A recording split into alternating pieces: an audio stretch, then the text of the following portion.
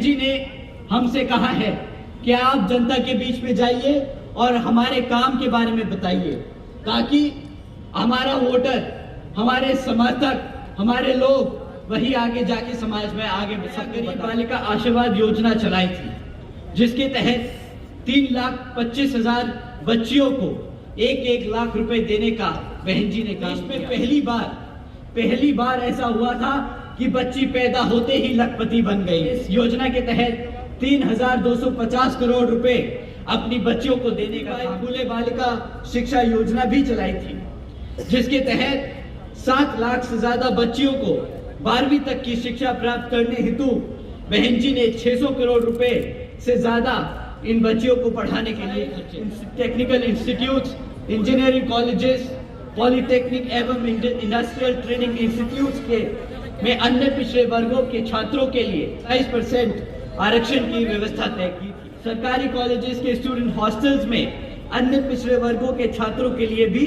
27% आरक्षण व्यवस्था। सरकार ने प्रदेश में अपने शासनकाल में 12,500 करोड़ की लागत से हमारे सभी SC, ST व OBC के साथ साथ आदिवासी समाज के 3.5 लाख से ज्यादा परिवारों को महामाया आवास योजना के तहत अपने खुद का घर देने का काम। पहली बार सरकारी ठेकों में भी आरक्षण की व्यवस्था तय की। नौकरियों पर भी लगी रोक को हटाकर बहुजन समाज के साथ सर्व समाज में से सभी जरूरतमंद लोगों को सरकारी नौकरियों तो देने का काम किया। गवर्नेंस मॉडल के तहत चलकर बसपा की सरकार के नेतृत्व में कृषि एवं संबंधित कार्यों में मिनिमम वेजेस को 55 रुपए से बढ़ाकर 100 रुपए प्रतिदिन करने का काम। लोगों की क्रीमी लेयर की वार्षिक आय सीमा 3 लाख रुपए से बढ़ाकर 5 लाख रुपए करने का काम। शासनकाल में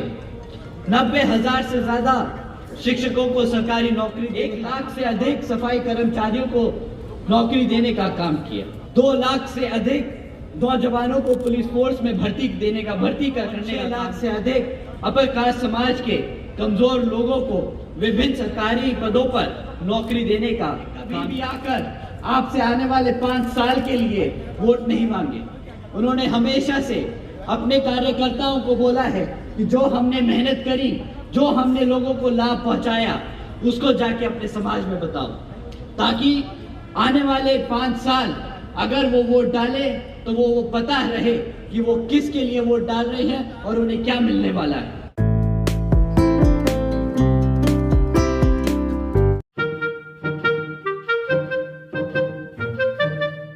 के बीच में लाल टोपी वाले भी आएंगे, वो भी बोलेंगे कि हम आप लोगों के लिए आपके हकों की लड़ाई लड़ेंगे। पर बहुत ही युवा या साथी यहाँ बोले कि भैया हमने इनको मौका दे के देख लिया। ये जब नए आए थे टोपी पहन के साइकिल पे घूमे और बोले कि हम युवा नेता हैं, हम यहाँ पे युवा साथियों का बहुत सहयोग करेंगे, उनके लिए रोजगार देंगे। परंतु वो हमें वो खुद टोपी पहन के हमें भी पिछले 5 साल में टोपी ही पहनाते रह गए। साथियों, उन्होंने एक तरफा, जिस समाज ने उनको एक तरफा वोट डाला, पिछले कुछ दिनों ने आप लोगों ने सबने देखा कि किस तरह जब इस समाज पर उत्पीड़न हुआ, जब इस समाज पर तकलीफें आई, तो किस तरह इस समाज के समाजवादी पार्टी के अध्यक्ष चुप्पी साधे बैठे रहे।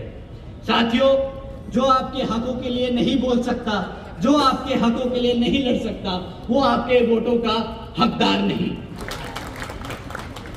साथियों, जैसा कि मैंने आपसे शुरुआत में कहा था कि बहन जी ने हमसे कहा है कि आप जनता के बीच में जाइए और हमारे काम के बारे में बताइए, ताकि हमारा वोटर, हमारे समर्थक, हमारे लोग वही आगे जाके समाज में आगे सबको बता सके।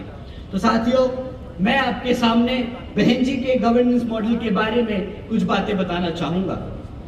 साथियों, बहन जी के गवर्नेंस मॉडल के तहत बसपा ने अपनी सरकार के चलते हुए महामाया गरीब बालिका आशीर्वाद योजना चलाई थी, जिसके तहत 3,25,000 बच्चियों को 1-1 लाख रुपए देने का बहन जी ने काम किया था। साथियों, देश में पहली बार ऐसा हुआ था कि बच्ची पैदा होते ही लखपति बन गई थी। साथियों, बहन जी ने इस योजना के तहत 3,250 करोड़ रुपए अपनी बच्चियों को देने का काम किया था।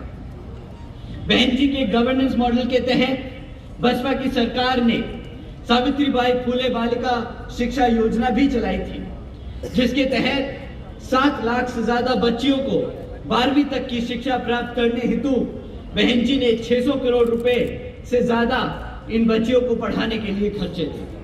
बहन जी ने एक तरफ हमारी बच्चियों को मुफ्त में शिक्षा देने का काम किया ताकि वो अपना पढ़ लिख कर अपने पैरों पर खड़ी हो सके।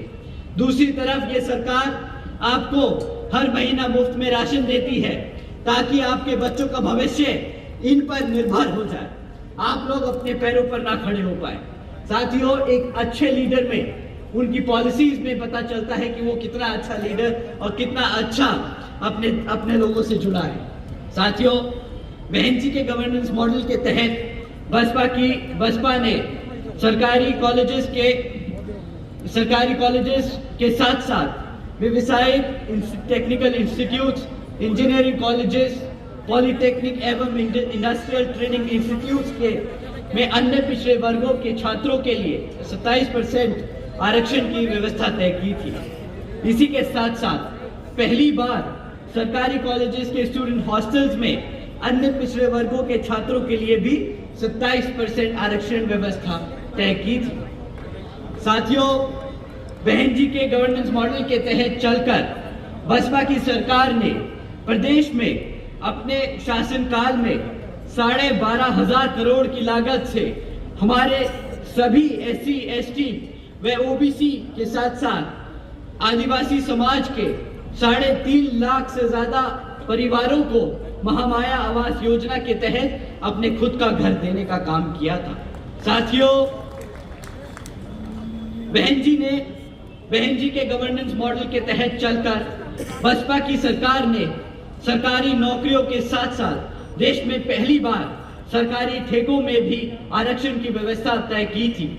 इसके साथ साथ सरकारी नौकरियों के भीतर सरकारी नौकरियों पर भी लगी रोक को हटाकर बहुजन समाज के साथ साथ सर्व समाज में से सभी जरूरतमंद लोगों को सरकारी नौकरियों तो देने का काम किया था। बहन जी के गवर्नेंस मॉडल के तहत चलकर बसपा की सरकार के नेतृत्व में कृषि एवं संबंधित कार्यों में मिनिमम वेजेस को 55 रुपए से बढ़ाकर 100 रुपए प्रतिदिन करने का काम किया और अन्य पिछड़े वर्गों के लोगों की क्रीमी लेयर की वार्षिक आय सीमा 3 लाख रुपए से बढ़ाकर 5 लाख रुपए करने का काम किया।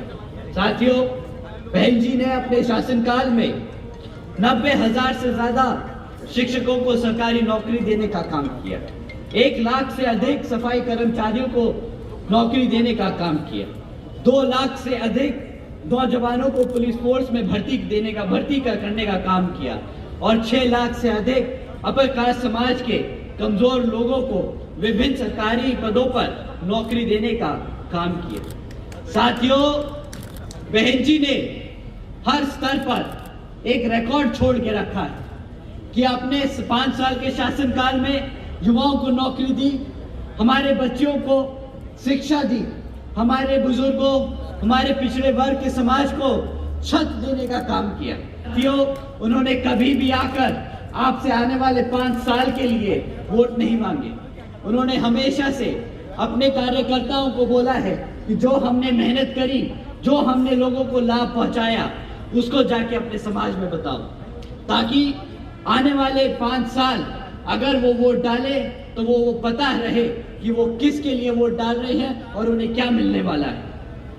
साथियों, आज मैं आप लोगों का ज्यादा समय ना ज़ाया करते हुए अपनी बात को यही विराम देता हुए यहाँ पर विभिन्न क्षेत्रों में हमारे लोकसभा के चुनाव लड़ रहे प्रत्याशी को आने वाले लोकसभा चुनाव में हाथी के सामने वाला बटन दबाकर आप लोग विजय बनाएं और यहाँ पर बहन जी के हाथ मजबूत करने का काम करें। जय भीम, जय भारत।